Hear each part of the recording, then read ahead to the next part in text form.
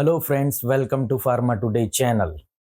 साल 1945 नीदरलैंड का एक छोटा सा अस्पताल, बिस्तर पर एक 22 साल की लड़की पड़ी हुई है। उसके शरीर में जहर फैल चुका है। उसकी किडनियां काम करना बंद कर चुकी हैं। उस दौर में किडनी फेल्यूलर मतलब 100% मौत। कोई दवा नहीं, कोई मशीन नहीं, कोई उम्मीद नहीं। लेकिन कमरे के कोने में एक डॉक्टर खड़ा है जिसे पूरी दुनिया पागल समझती है। उसके पास एक अजीब सी मशीन है जिसे उसने पुराने घर के पुराने सामान को इकट्ठा करके बनाया है। लोग कहते हैं, डॉक्टर आप एक इंसान के खून को मशीन में डालकर वापस शरीर में भेजने की बात कर रहे हैं।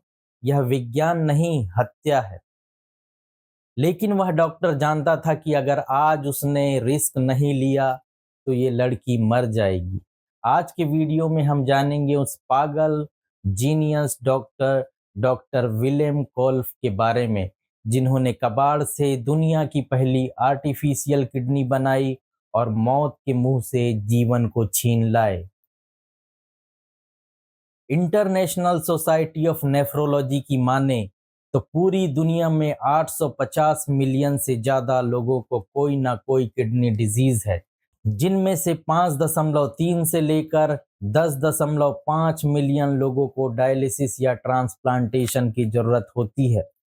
किडनी रोग और किडनी फेल्यूर से पीड़ित लोगों का इलाज हेल्थ बजट पर भारी आर्थिक बोझ डालता है, क्योंकि प्रति रोगी हीमोडायलिसिस की वार्षिक लागत बहुत अधिक होती है। उदाहरण के लिए यह लागत अमेरिका में लगभग 88,195 अमेरिकी डॉलर, जर्मनी में 58,812 अमेरिकी डॉलर, बेल्जियम में 83,616 अमेरिकी डॉलर और भारत में 5,780 अमेरिकी डॉलर तक होती है। हमारी किडनियां हमारे शरीर के लिए फिल्ट्रेशन प्लांट है। हर दिन ये हमारे खून को सैकड़ों बार साफ करती हैं। लेकिन अगर ये अब पूरी तरह काम करना बंद कर दे तो खून में यूरिया नाम का जहर भरने लगता है। इसे कहते हैं यूरेमिया। मरीज को उल्टियां आती है, शरीर सूज जाता है और अंत में दिमाग काम करना बंद कर देता है। 1940 के दशक में अगर आपकी किडनी फेल हुई तो डॉक्टर सिर्फ एक ही बात कहते थे, आप अपने परिवार को बुला लीजिए, अब भगवान ही मालिक है। उस समय विलेम कोल्फ एक जवान और प्रतिभाशाली डॉक्टर थे। उन्होंने एक मरीज को अपनी आंखों के सामने तिल तिल कर मरते देखा। उन्होंने उसी समय कसम खाई कि वह खून को शरीर से बाहर साफ करने का तरीका ढूंढ कर रहेंगे। लेकिन समस्या यह थी कि उस समय दूसरा विश्व युद्ध चल रहा था और उनके देश पर नाजियों का कब्जा था। युद्ध के दौरान संसाधनों की कमी थी। कोल्फ के पास लैब नहीं थी, फंड नहीं था। तो उन्होंने क्या किया? उन्होंने घर की चीजों का इस्तेमाल किया। फिल्टर के लिए उन्होंने कसाई की दुकान से सॉसेज के छिलके, सेल्फेन खरीदे। वैसे तो बहुत से लोग जानते हैं, पर मैं जो लोग नहीं जानते उनके लिए बता दूं कि सॉसेज मांस से बना हुआ, मीट से बना एक लंबा गोल शेप का फूड आइटम होता है और सेल्फेन केसिंग उसके ऊपर एक पतली सी लेयर होती है जो उसे शेप देती है। इस पिक्चर में आप सॉसेज देख सकते हैं। सेल्फेन केसिंग मतलब ऊपर की झिल्ली जैसे लेयर। ये प्लांट से मिलने वाले सेल्यूलोज की बनी हुई ट्यूब थी जिसमें बहुत सारे माइक्रोपोर, छोटे छोटे छेद थे। उन्हें लगा कि सेल्फेन में छोटे छोटे होल के जरिए से जहर बाहर निकल सकता है, लेकिन वही खून की कोशिकाएं इन होल को पार नहीं कर पाएंगी और अंदर ही रह जाएंगी। मशीन के ढांचे के लिए उन्होंने एक पुराना इलेक्ट्रिक मोटर लिया और एक लकड़ी का ड्रम बनाया। खून को संभालने के लिए उन्होंने जूस के डिब्बों का इस्तेमाल किया। इसे उन्होंने नाम दिया रोटेटिंग ड्रम किडनी। यह दुनिया की पहली डायलिसिस मशीन थी। देखने में यह किसी लॉन्ड्री की मशीन जैसी ही लगती थी, लेकिन क्या यह काम करेगी? विज्ञान में सफलता रातों रात नहीं मिलती। कोल्फ ने एक के बाद एक 15 मरीजों पर अपनी मशीन का इस्तेमाल किया और जानते हैं क्या हुआ? सारे के सारे मारे गए। अस्पताल के डॉक्टर उनका मजाक उड़ाने लगे। कोल्फ, तुम मरीजों को तड़पा रहे हो, अपनी मशीन को कूड़ेदान में डाल दो।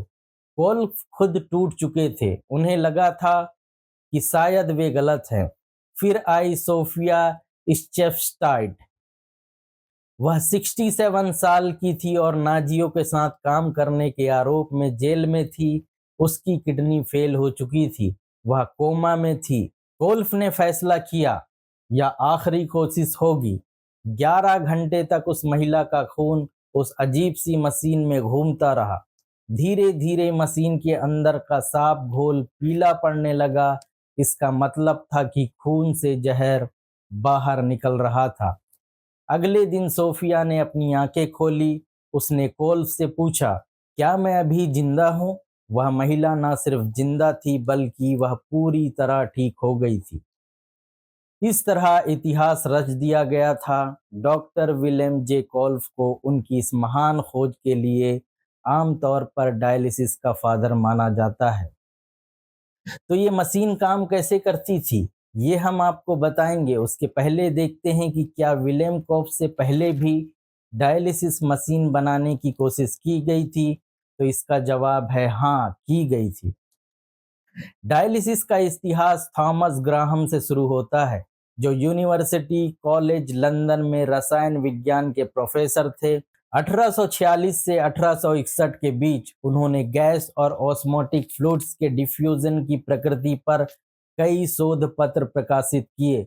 सेमी परमेबल मेम्ब्रेन और पदार्थों के प्रसार की उनकी अवधारणा अंततः डायलिसिस की नींव बनी।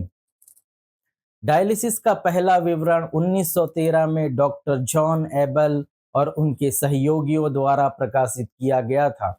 उन्होंने ब्लड से पदार्थों को हटाने के लिए डायलिसिस के सिद्धांत को लागू किया।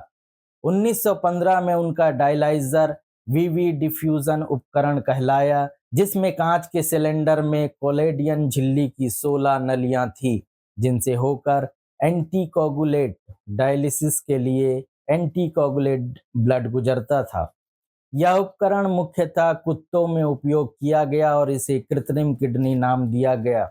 हालांकि एबल और उनके सहयोगी इस तकनीक को इंसान पर लागू नहीं कर पाए। इंसानों पर पहला डायलिसिस करने का श्रेय जॉर्ज हॉस को जाता है। 1924 में उन्होंने एबल की तरह बनाए गए डायलाइजर में सुधार किया और इस एडवांस मशीन का उपयोग करके पहला मानव डायलिसिस किया। यह प्रक्रिया केवल 15 मिनट तक चली, क्योंकि इसका उद्देश्य केवल इसकी सुरक्षा और विश्वसनीयता दिखाना था। 1928 में हास ने क्रोनिक किडनी फेल्यूर वाले 2 मरीजों में 3 बार ब्लड क्लीनिंग के परिणाम प्रकाशित किए। अनफॉर्चुनेटली समर्थन की कमी के कारण उन्हें अपना कार्य बंद करना पड़ा। 1937 में अगली महत्वपूर्ण खोज हुई, जब डॉक्टर विलियम थलहाइमर ने पाया कि सेल्यूलोज हाइड्रेट सेलोफेन एक उपयोगी प्रसार झिल्ली हो सकती है। जर्मनी में जॉर्ज हॉस द्वारा मानव डायलिसिस के 15 वर्ष बाद 1943 में डॉक्टर विलियम कोल्फ ने वह सफलता प्राप्त की जो पहले संभव नहीं हो पाई थी। विलियम कोल्फ की डायलिसिस मशीन बहुत ही सरल सिद्धांत पर काम करती थी। इसमें मरीज के शरीर से खून निकालकर एक पतली पारदर्शी नली सेल्फेन ट्यूब में प्रवाहित किया जाता था। यह नली एक घूमने वाले ड्रम पर लिपटी हुई होती थी, जो एक विशेष तरल डायलिसिस फ्लड में डूबी रहती थी। इस नली की दीवारों में बहुत से छोटे छोटे छेद होते थे, जिनके माध्यम से खून में मौजूद हानिकारक पदार्थ जैसे यूरिया व अन्य वसीले तत्व बाहर निकलकर डायलिसिस फ्लूइड में चले जाते थे, जबकि खून के आवश्यक कण या ब्लड सेल अंदर ही रह जाते थे। और ऐसा क्यों होता था? तो याद कीजिए, हमने स्कूल में डिफ्यूजन या प्रसरण के बारे में पढ़ा था, और इसी प्रोसेस की वजह से वसीले तत्व बाहर निकलकर डायलिसिस फ्लूइड में चले जाते थे। इस प्रक्रिया से खून शुद्ध हो जाता था और फिर उसे वापस मरीज के शरीर में भेज दिया जाता था। इस प्रकार यह मशीन शरीर के बाहर ही खून को साफ करके किडनी के काम को पूरा करती थी। युद्ध के बाद कौफ अपनी मशीन के नक्शे लेकर अमेरिका चले गए।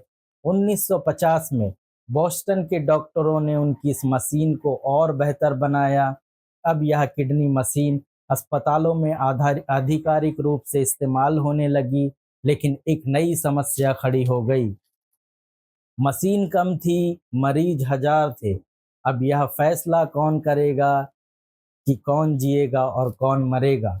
1950 के दशक में अमेरिका में लाइफ एंड डेथ कमेटी बनाई गई। वे तय करते थे कि किसे डायलिसिस मिलेगा।